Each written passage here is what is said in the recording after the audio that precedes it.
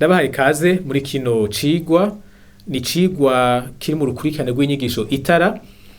Muri kino gice c'izi nyigisho ndiko ndavuga cane ku biranga Imana, kuri kamere kayo, dufatiye kw'ijambo ryayo, ngerageza kwerekana ico Imana yavuze ko iri n'ingene ico iri gifise ingaruka ku buzima bwacu nk'abakristo, ukuntu tubaho.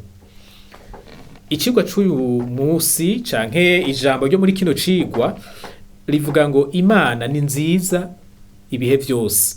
Iryo ni ijambo tumenyereye kumva, ariko nashaka turiganire ko mbega bisigura iki vy'ukuri. Nitwa Asher Niyonizigiye, nkaba nezerewe no kubana namwe muri kino cigwa.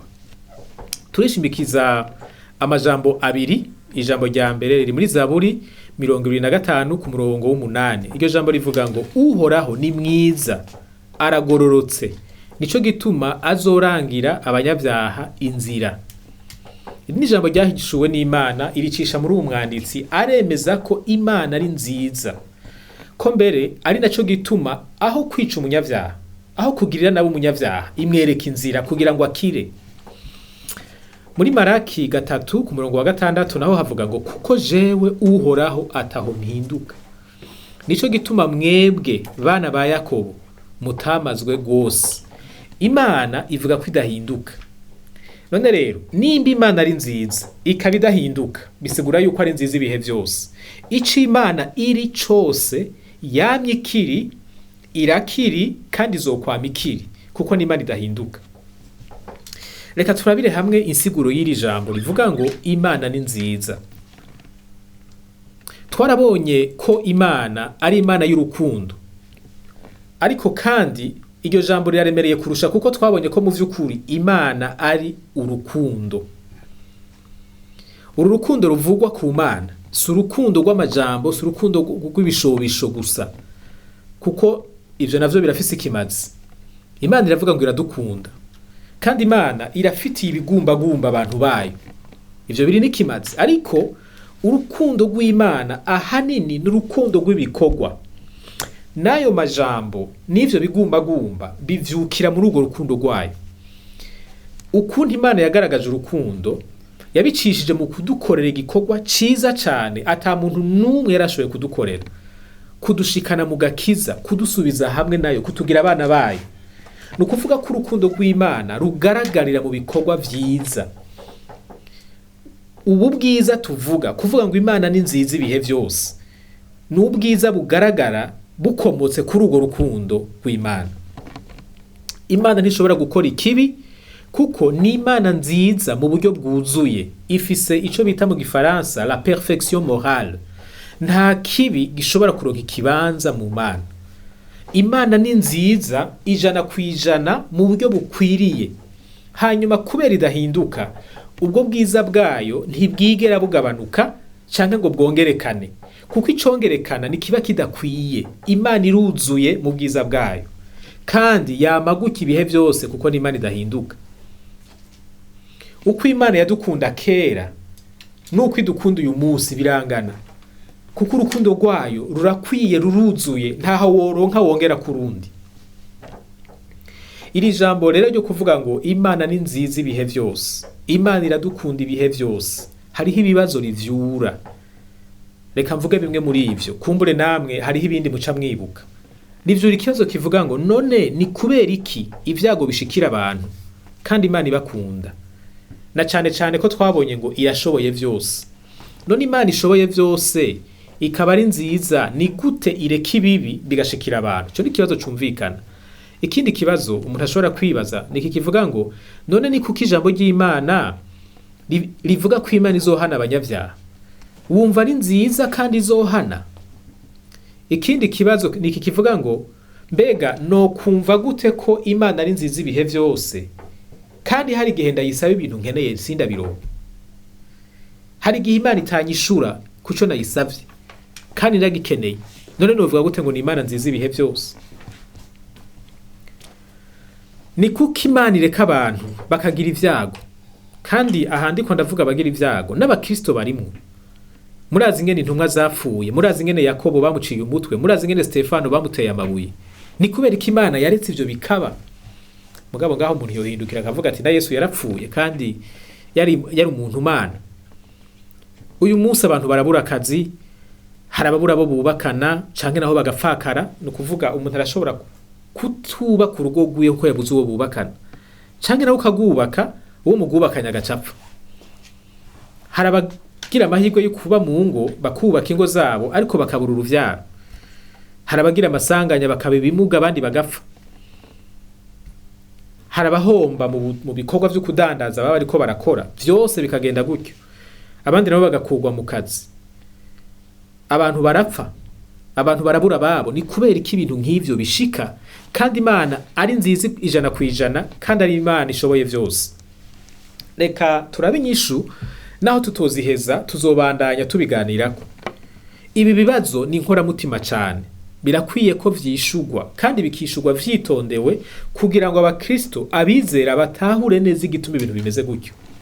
Kuko umuntu atabironkeye inyishu imufasha, arashobora kugera igihe abona ko ivy'Imana atakuri kurimo. Ariko rero kugira ngo twishure iki kibazo, kubera iki kibi kihari kandi Imana ishoboye vyose kandi ari Imana nziza, bisaba ko dusubira ku ntango mw'itongo ya Edeni. Hanyuma kubera iki kiganiro, iki cigwa ari kigufi, ntibishoboka ko dushobora kuvuga vyose ngo tubisigure muri iki cigwa nyene. Bizobandanya mu cigwa kizokurikira kimwe canke bibiri. Ariko reka mvuge ibintu bitatu hano vyodufasha kuba turiyumvira. Icambere nuko ic'Imana iri gituruka kuri kamere kayo, kidaturuka ku kuntu twebwe tumerewe. Iki ni ikintu gikomeye cyane mu kwizera Kristo. Ushaka kumenya Imana, urashobora gufatira ku vyiza igukoreye n'ivyo, mugabo ntibizoguha igicapo cose c'Imana. Ushaka kumenya Imana, raba uko yidondoyeyo. Turashobora kubona ubwiza bw'Imana duciye mu vyizi dukorera, mugabo iyo dufatiye ku bibi ntibitwereka ko Imana ari mbi. Ibibi tubona birafite ico vyerekana, mugabo ntivyerekana ko Imana ari mbi. Kuko ic'Imana iri, iyo kinyuranye n'ico tubona, dufata ca kindi yavuze ko iri. Imana ivuga ko ari nziza. None rero kugira ngo tumenye ic'Imana iri, dukwiye kwiga kamere kayo kurusha uko tugenzura ibihe n'ingene duharura ibidushikira. Iyo ibidushikira bihwanye n'ic'Imana yivugako, aho biba ari vyiza. Iyo ivyo tubona n'ibidushikira bivuguruje ic'Imana yivuga kuri yo ubwayo, dufata kirya ivuga kuri yo, ntidufata iki tubonye. Ica kabiri, Imana yivuga nk'Imana nziza ibihe vyose. Ico kiragaragara mu ijambo ryayo, nta gukekeranya na kumwe kurimwo. Rero nimba Imana ari nziza ibihe vyose, igisigaye n'ugutahura igituma hari kibi. Mugabo ntibishoboka ko ico kibi kiza gisambura ic'Imana yavuze. Ukwizera kwacu ntigufatiye kubiboneka, ntigufatiye ku vyo tubona, gufatiye ku ijambo Imana yavuze. Ic'Imana yavuze, naho ubuzima bwo kivuguruza, nico dufata. Aburahamu n'umugore wiwe Sara barabwiye ko bazovyara umwana. Baravye imibiri yabo, bari abantu bakuze cyane, bitari bigikunda ko bavyara. Ufatiye kubiboneka, wamenga Imana irabesha. Ariko iyo Imana ivuze, naho ibiboneka womenga biravuguruza ico ivuze, ijambo ryayo niryo riba rukuri, niryo ritegerezwa kunesha. None rero ikibi kirafise igituma kihaba, mugabo ukubaho kw'ikibi ntigukuraho ubwiza bw'Imana, canke ntigukuraho iri jambo rivuga ko Imana ari nziza ibihe vyose. Nimwumvirize namwe, umuvyeyi akariye umwana wiwe kubera yakoze ikosa, mbega bisigura yuko uwo muvyeyi adakunda umwana? Kubera umwana ashavujwe canke ababajwe n'ico umuvyeyi amukoreye, mbega bisigura yuko uwo muvyeyi urukundo akunda umwana gwaheze? Mwibike ko ngaha turiko twiyumvira nk'abana b'abantu, twiyumvira Imana, ubwenge bwacu burafise aho bugarukira, ariko Imana ni Imana itagira karimbi. Uko tushoboye gutahura ni guto cane ugereranije n'ukuntu Imana ingana.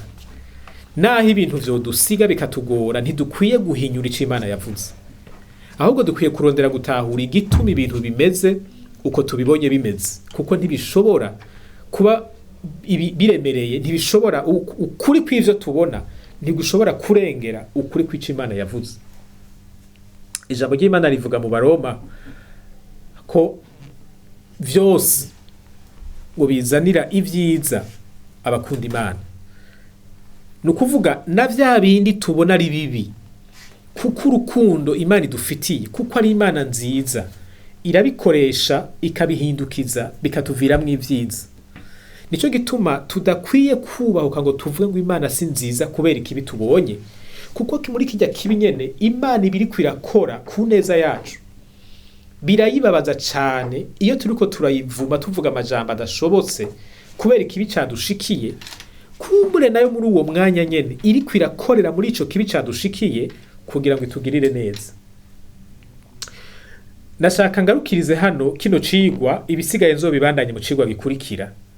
Ariko tukirindiriye ico cigwa, nashaka ndagusabe, mbega wiyumvire vyoba bimaze kugushikira ukibaza ko Imana atari nziza? Uravye mu vyo ubayemwo uyu munsi, vyabaye ubu vuba canke vyabaye kera, ivyo wabonye mu buzima bwawe naho ubaye, hoba hariho ivyo ubona vyotuma uvuga ko Imana atari nziza? Canke upfa gukwegerako ukumva ko mu vy'ukuri bigoye kwemeza ko ari nziza, mugabo ukumva ko utokubahuka ngo uvuge ko ari nziza? Nashaka ndakumenyeshe ko Imana yo yiyizi nk'Imana nziza ibihe vyose, kandi ko uko yiyizi ariko abantu bayo basabwa kuyimenya. Haracariho ibibazo vyo kwishura, ivyo nzobibandanya mu cigwa gikurikira. Imana iguhezagire wewe wakurikiranye kino cigwa, kandi igushoze gutahura ko ubwiza bw'Imana butavana n'ivyo tubonesha amaso.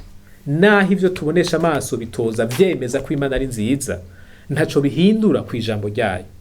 Yaravuze ko ari nziza kandi ko idahinduka, kandi uko ni kwiri. Naho ibintu vyose vyocurama, naho ivyiza vyose tuyiteze ko tutobibona, ntibihindura ico Imana yavuze. Imana iguhezagire kandi gukomereza ukwizera.